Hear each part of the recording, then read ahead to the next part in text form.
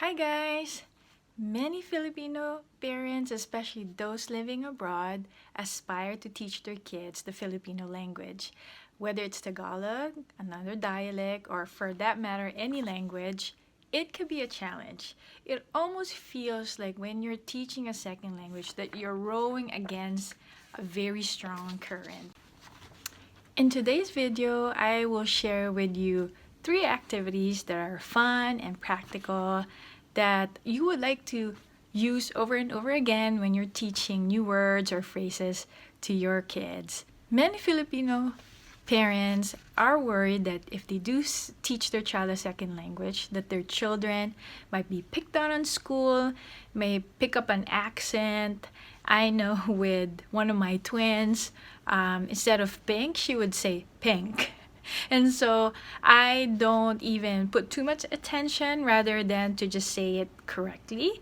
And usually she repeats back. And if she doesn't, I don't really worry about it as long as I model the correct way of pronouncing it, if that's a concern for you. Another concern is just sounds weird, and certainly we all want our children not to be outcast in school. These concerns are valid, but they're not always true. Research have shown that teaching kids a second language actually boosts their self-esteem, and there's even a body of research that showed that it helps curb Alzheimer's disease and many other wonderful things as far as like the brain development and how it helps us to multitask because we're kind of like switching between 2 languages. Welcome to Calamansi Use TV, where we teach you everything you love Pinoy and Pa. If this is the first time that you stop by at this channel, nice to meet you. My name is Roanne. I'm a Filipino mom raising my family here in the state. I provide content on practical tips on parenting, relationship, especially raising a Filipino family abroad. I'm also a licensed psychotherapist here in California. Please don't forget to subscribe, and let's get on with our 3 activities that are fun and easy for you to do in your home. Tip number 1 is to use songs or rhymes to retain new words learned. For example, if you're teaching for this week 2 to 3 words, and I suggest to not go beyond 3 new words per week. Say if you're teaching your child the word kamay, paa, and siko. First, what you would do is print a photo with the words underneath and teach your child these words using these visuals. Ask them to point to their siko or their sister's paa, or ask them, where is your kamay? When you make learning fun, your child will look forward to time spent with you learning a new language. Create fun activities that you don't need a lot of prep, because who has time for that? You can grab a magazine and ask your child to point to a picture of a kamay or a ulo or so forth, whatever words you are working on for that week. Best of all, use songs like this one. Put your tuhod in. Put your tuhod in. Put your tuhod out. Put your tuhod in. And we shake it all about. We do the hokey pokey and we turn ourselves around. And that's what it's all about. Anong gusto mong parte ng katawan?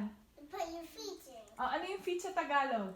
Paa. Put your paa in. Put your paa out. Put your paa in. And we shake it all about.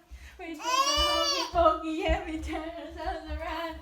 And that's what it's all about. Ate, last one. Anong parte ng katawan? Yourself. Buong katawan. Put your buong katawan in. Put your buong katawan out. Put your buong katawan in. And we shake it all about. We do the hokey pokey and we turn ourselves around. And that's what it's all about.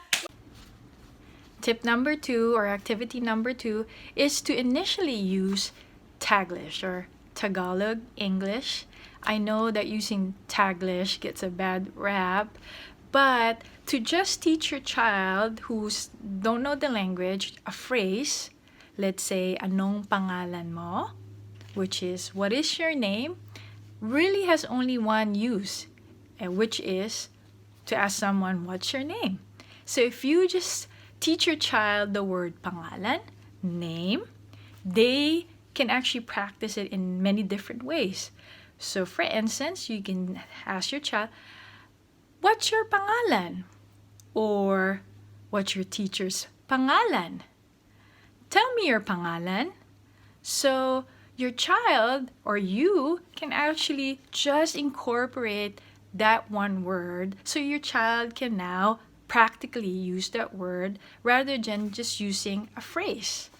Now, once your child has mastered that, you can then proceed to using the phrase or the sentence, anong pangalan mo? Langka, ube, sayon, salan, halo. Paborito mo ba yan? Yung halo-halo, ate. Ito, ano to? Lobo, ninong, ninang, sanggol. O is for hospital. P is for pansit. S is for salamat. T is for tahimik. Q is for question. R is for relo.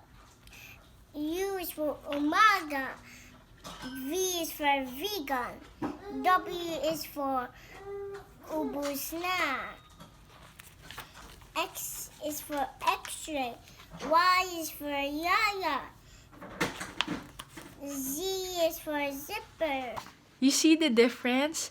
Choose a word that you frequently use in your home. So you can teach the word sapatos, shoe, and with that same technique, you can ask your child, Rico, grab your sapatos for me.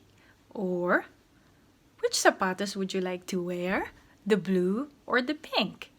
So I hope you get that process, that just teaching a word or even using Taglish, Tagalog English, can really benefit your child because they can actually already use it. It's practical rather than teaching a whole sentence. Tip number 3 is to use games, obviously, to make it fun. So for this example, I'm using 2 dice. One die would be just put a number there, and the other die you would use, for example, when you're teaching 2 to 3 action words. So we'll use jump for talon and sit for upo. You can add another one if you like. Clap would be palakpak. So you can make this up. This is just my example. So what you would do is have your kids just roll both dice. And so if it lands on a particular number and then with the action picture, you have your child, for instance, oh, I see there's 3 and then the picture is talon. So tell your child, how about you show me 3 talon? Or then it could be also like 5 palakpak. So using games to make it more fun and so that your kids will really enjoy learning the language. Isa, dalawa, tatlo, apat, lima. Ito ano to? Sabi? Palakpak. Palakpak. Isa. Isa, dalawa, tatlo, apat, lima. So just to recap, the 3 activities would be to use songs and rhymes. And repetition is key. The second activity or tip is to use Tagalog English or Taglish. So it's easier for your child and easier for you. You can do this even if you don't speak the language. Google would be your friend because you could just Google the translation and then you can actually learn with your child as you're teaching them a second language. So that would be awesome. And the third final tip for today or activity is use games. And in this example, I use 2 die games.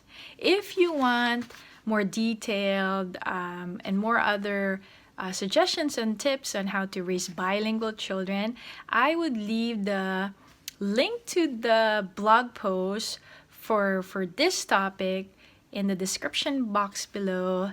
Please don't forget to subscribe and thank you for spending some time with me. So ulitin!